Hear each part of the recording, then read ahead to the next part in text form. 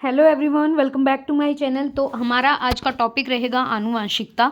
मैं आपको करा रही हूँ सीधा एनसीईआरटी से समराइज करके जो मेन पॉइंट है बायो के लिए, जो अगर आपके पेपर में कहीं पे साइंस पूछी जाएगी तो बायोलॉजी ऑब्वियसली इंपॉर्टेंट पार्ट रहती है। और हमारा क्या होता है कि अगर सब्जेक्ट आपका स्पेसिफिक है तो साइंस ओवरऑल पूछी जाती है, अदरवाइज ह्यूमन साइंस के ज़्यादा क्वेश्चन आते हैं। तो जनरल साइंस इसी को कहते हैं। और आज का जो टॉपिक है आनुवंशिकता है। इसके अलावा मैंने आपको बहुत सारी वीडियो कराई है इस सीरीज की, और आपके पीवाईक्यूज भी कराए हैं जो कि सीईटी में आए हुए हैं, ओ सॉरी, हरियाणा में अलग अलग पेपरों में पूछे गए हैं। तो स्टार्ट करते हैं टाइम वेस्ट ना करते हुए। आनुवंशिकता, इसको इंग्लिश में हेरिडिटी बोलते हैं।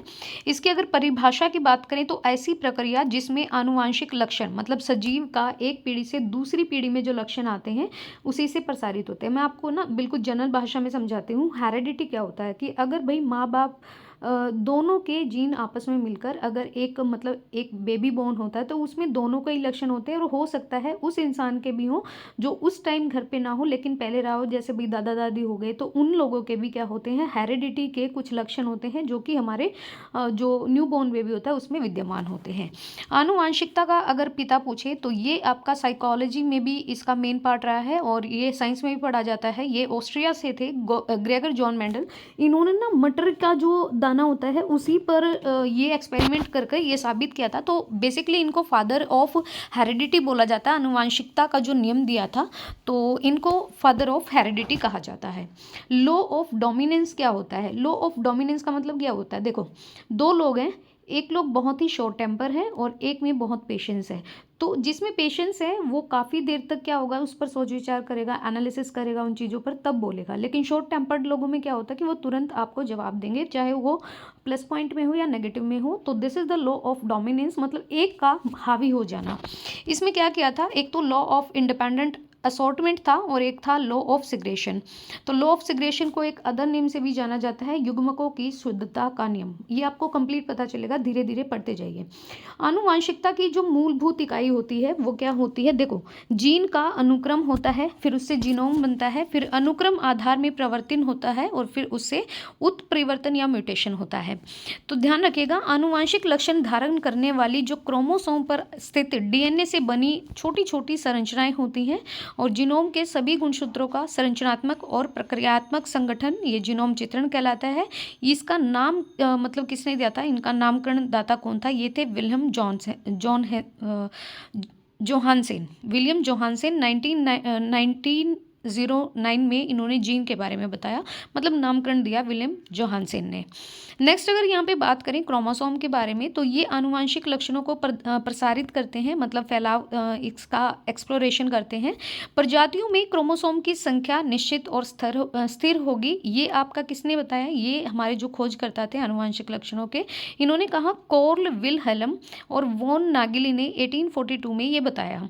और अगर बात करें कि भाई यहाँ पे अगर आपसे पूछा जाए कि न्यूक्लियो और प्रोटीन ये जीन धारक होते हैं, इसके बारे में किसने बताया?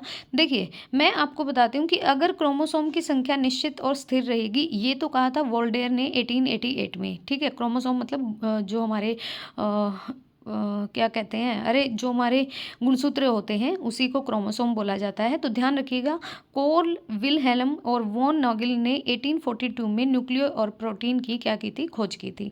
नेक्स्ट यहाँ पे बात करें सर्वप्रथम मक्का में प्रयोग किसने किया, तो सर्वप्रथम मक्का में प्रयोग या खोज करता है ये बताया था बारबरा मैक्लिटॉक ने, जो कि यूएसए से थे। देखो, इतना डीप में नहीं जाएगा जनरल साइंस में, और इनको नोबेल प्राइज दिया गया 1983 में, क्योंकि इन्होंने सबसे पहले मक्का में यूज़ किया, और इसके खोजकर्ता थे बारबरा मैक्लिटॉक। नेक्स्ट अगर हम बात करें तो कोशिका में डीएनए के खंड होते हैं, मतलब जिसको ट्रांसपोजन बोला जाता है। ये जंपिंग जीन आपको दिख रही है, इसको कहते हैं प्लम1 जीन।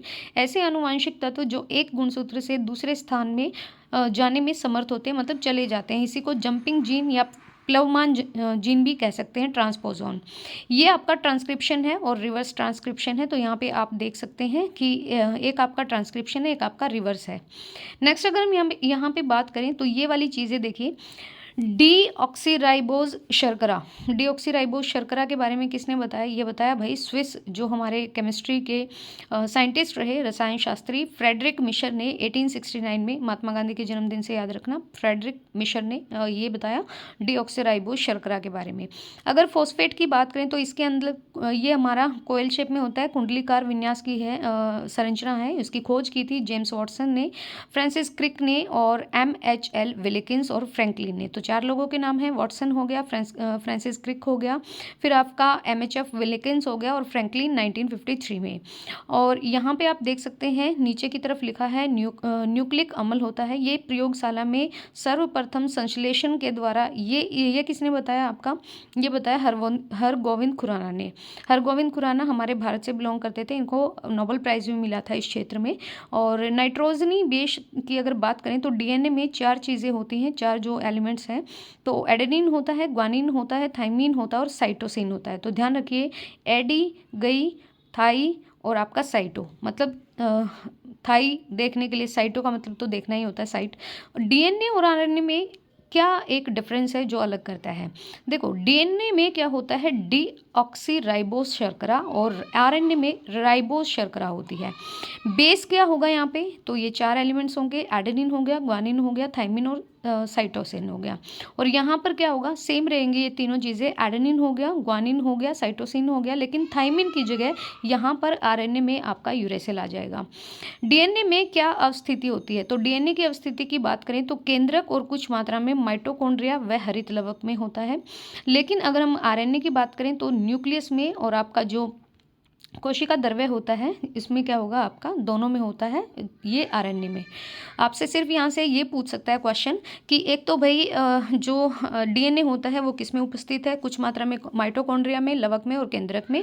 और RNA आपका केंद्रक और जो कोशिका द्रव्य होता है इन दोनों में। फिर इनके बेस से पूछ सकता है, क्योंकि यहाँ पर देखो, यहाँ पर थाइमिन की जगह यूरेसिल है, तो RNA में थाइमिन नहीं होता है, यूरेसिल होता है। अदरवाइज तीनों एलिमेंट्स होते हैं, एडेनिन होगा, ग्वानिन हो गया और साइटोसिन हो गया। नेक्स्ट अगर बात करें तो जैव उर्वरक क्या होता है? जैव उर्वरक की बात करें तो यहाँ पर देखो, एक आपने सुना होगा फर्टिलाइजेशन क्या होता है, एक आपने मैन्योर के बारे में सुना होगा। मैन्योर होता है खाद, फर्टिलाइजेशन होता है जो हम बाजार से, मार्केट से खरीद कर लाते हैं, जिसमें आपका NKP होता है, मतलब आपका फॉस्फोरस होता है और पोटैश होता है और नाइट्रोजन होता है, क्योंकि वो भी फसलों के लिए ज़रूरी है, लेकिन वो कहीं ना कहीं केमिकली बेस्ड होते हैं। और जैव उर्वरक वो होते हैं जो प्योरली, मतलब जिनमें कोई भी केमिकल फर्टिलाइजेशन नहीं होता, जो गोबर से ही जो चीज़ें बनती है उन्हीं को मिट्टी में डाल दिया जाता है, या मिट्टी के ऊपर आपका गोबर डाल दिया जाता है, मिक्स होकर जो भी उनके कंपोनेंट्स होते हैं, तो अच्छी पैदावार भी होती है। नाइट्रोजन स्थिरीकरण करने वाले जो जीवाणु होते हैं, जैसे हमारी मुख्य दलहनी फसलें जो होती हैं, जिनको हम पल्सेस के रूप में जानते हैं, तो इनको चना बोलेंगे, मटर बोलेंगे, सेम बोलेंगे और अरहर बोलेंगे। ये दलहनी पौधा है, ये इसकी जड़ आपको दिखाई दे रही है। अगर हम यहाँ पे बात करें तो ये मैं आपको करा चुकी हूँ, शायद एक सेकेंड रुकिएगा, मेरे को देखने दो। हाँ, ट्रांसफर क्या होता है? ट्रांसफर RNA प्रोटीन संश्लेषण हेतु अमीनो अम्ल राइबोसोम पर लाना होता है। ये आपका RNA देख लीजिए, इस तरीका का है। राइबोसोम लार्ज सब यूनिट में है, RNA है। एक तो होता है स्मॉल tRNA, एक होता है स्मॉल mRNA। तो RNA के कुछ टाइप होते हैं। अगर हम स्मॉल rRNA, वो R है, T नहीं है, मेरे से गलत पड़ा गया, हाँ T ही है भाई, T ही दिख रहा है मेरे को। चलो देखते हैं ये क्या है। तो स्मॉल rRNA की बात करें तो ये प्रोटीन संश्लेषण में मदद करते हैं, और राइबोसोमल या फिर आप राइबोसोमल DNA बोल सकते हैं। लेकिन अगर हम mRNA की बात करें तो यहाँ पर मैसेंजर होता है RNA, और केंद्रक के बाहर प्रोटीन संश्लेषण के लिए उपयुक्त अमीनो अम्ल को चुनने के लिए ये संदेश भेजता है। DNA की फुल फॉर्म की बात करें तो डीऑक्सी राइबो न्यूक्लिक एसिड होता है, और RNA की बात करें तो राइबो न्यूक्लिक एसिड होता है। कुछ यहाँ पर इंपॉर्टेंट फैक्ट्स हैं, जैसे DNA में उपलब्ध यौगिक जो अमीनो अम्ल नहीं बनाता। DNA में जितने यौगिक होते हैं, कंपाउंड होते हैं, वो अमीनो अम्ल बनाते हैं, लेकिन टायरोसिन जो होता है ये एक यौगिक है, मिक्सचर है, जो अमीनो अम्ल नहीं बनाता। DNA में जो शर्करा होती है वो डीऑक्सीराइबोस होती है। राइबोसोम क्या होते हैं? तो ये RNA होते हैं। साधारण जो मानव कोशिका है उनमें गुणसूत्रों की संख्या पेयर में होती है। अगर आपसे जोड़े पूछे तो 23 लगाना, अगर सीधा संख्या पूछे तो 46 लगाना। मेंडल का जो हमारा हेरिडेटरी का जो प्रिंसिपल था वो किस पर आधारित है? तो वो है आपके लैंगिक जनन पर। अगर यहाँ पे बात करें नाइट्रोजन स्थिरीकरण, मैं आपको एक बात बता दूं, कि पौधे के लिए नाइट्रोजन बहुत ज़्यादा इंपॉर्टेंट होती है। और नाइट्रोजन का as you know very well कि 78% nitrogen is present in our atmosphere, you know very well. तो यहाँ पर ये स्थिरीकरण कैसे होता है, मतलब नाइट्रोजन को सस्टेन कैसे करते हैं जीवाणु। सोयाबीन जो होता है इसके अंदर जीवाणु होता है राइबोजोबियम जैपोनिकम। तिनपतिया घास के अंदर होता है राइबोजियम ट्राइफोली। लूसन के अंदर होता है राइबोजियम मेलिलोती। जलीय फर्न के अंदर होता है एनाबिना एजोली। और गुनेरा फ्रेकाफाइला के अंदर होता है नोस्टोमस्कोरम। ये जीवाणुओं के नाम अभी जो फसलों में होते हैं। तो नेक्स्ट हम करेंगे, ये बिल्कुल डिफरेंट, बहुत ही इजी भी है। तो मैं नहीं चाहती कि ज़्यादा बड़ी वीडियो बने, बिकॉज अभी हमारे पास टाइम है और बहुत अच्छी चीज़ें आपको कराई जा रही हैं। ये बहुत अच्छा समराइज आप बोल सकते हो बुक का। तो अगर आप एनसीईआरटी एक बार पढ़ चुके हैं या आपने नहीं भी देखी है तो वो पूरा समराइज होके जो हमारे कॉम्पिटिटिव या वनडे एग्जाम के लिए जो हमारे पास होने चाहिए notes, so this is the original fact जो कि बुक से ही लिया गया है। So thank you so much guys video देखने के लिए, थैंक यू।